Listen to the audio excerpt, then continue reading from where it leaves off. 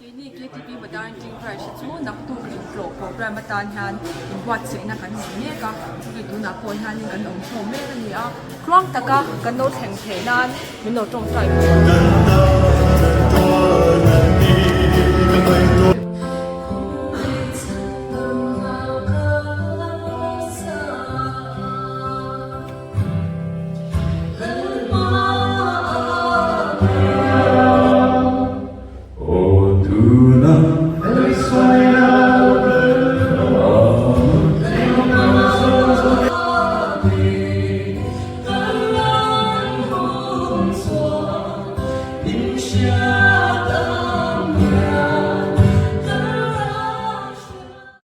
KTP Goti branch te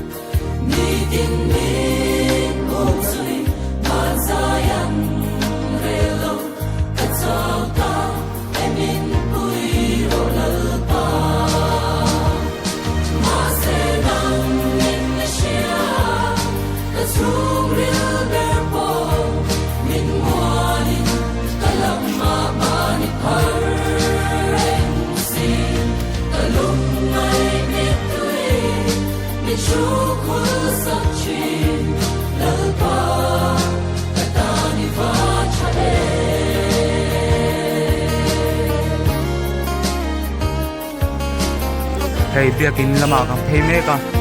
lúc mê mê mà nè nó sang lầu mà cái ô cần sang hay hi nè cần sang cho tôi ô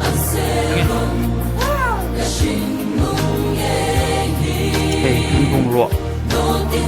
mê cả lúc mê mà nè thấy dễ lắm à cái nhìn buồn là tụt lắm xem thấy cần phải tụ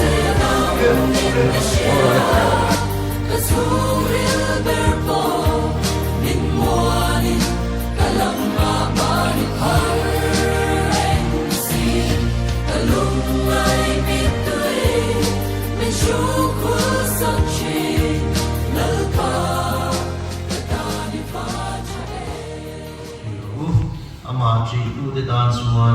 lạc sầm là để cái hồng xí đâu đồng trong trái hút. Okay. Top one, kan dyan taktakmain, hey, inkom, kan dyan ang rega. Naging zela po, asyerte, ina, chutna, wiko, muna, han, kan chuse, donya. Madam Meeting Branch, le go Meeting Branch, te, kan lalpa iswa Krista, pingin, sibay, kabu, at si U. Samzale pasarima chang jang chang thun ule pa me na ron thu shi ro ani chu a chasiya angil ne na ko kun kho in a ron don sia le pa mi kan de chuan chu tiang chu su ro se do tu ko ata kan ram tin ata shwai ko chang le kan chin le mo ra pa de chu ti le samzale sun pasarima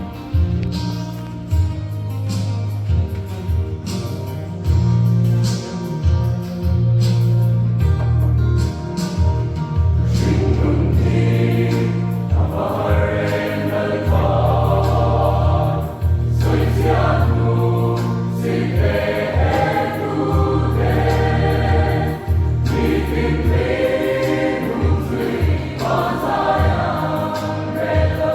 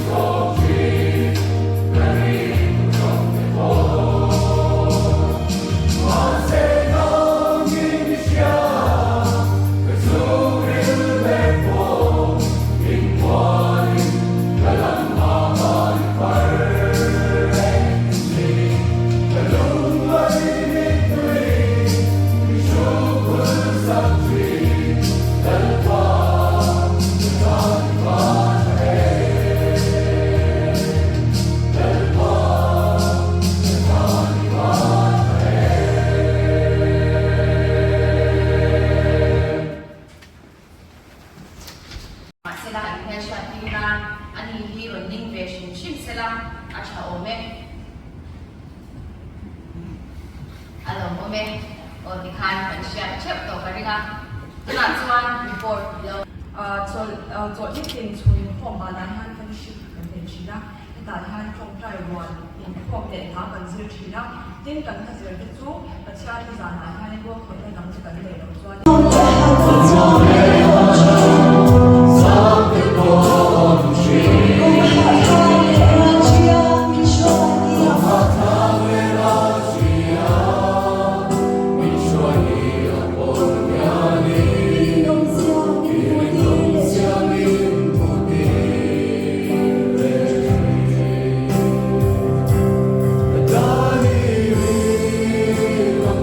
Madal King Branch te ni somma dol kan no tha e hi chan le ve ve na nia a chan le ve ti ta kan na tha we ne local ho hi a fel rual ti la ke ta mo fel ta ta kan la ga amaro so we ne local te hi member sen ta te zena bang te tin ma ni ko na bang ne local ke ro Woman is up.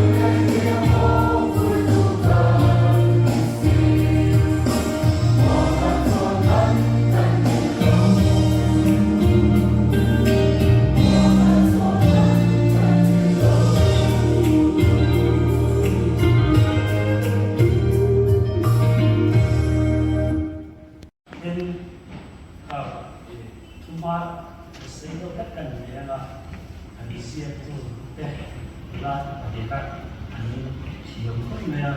secretary report pen lai nom khoi me a giờ như khai cái cái sự mà các anh chị mà anh nói tổ sẽ là ở mà làm và đắm đặt cả sinh ra những ông cả ba ngày nào là để số tiền đầu tiên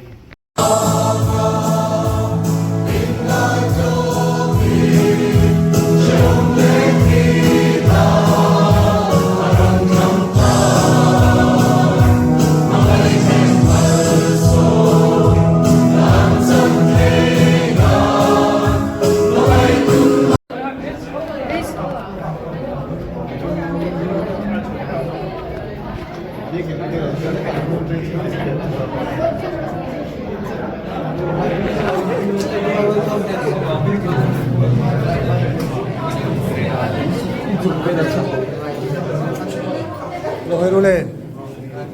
Ôi sao vậy?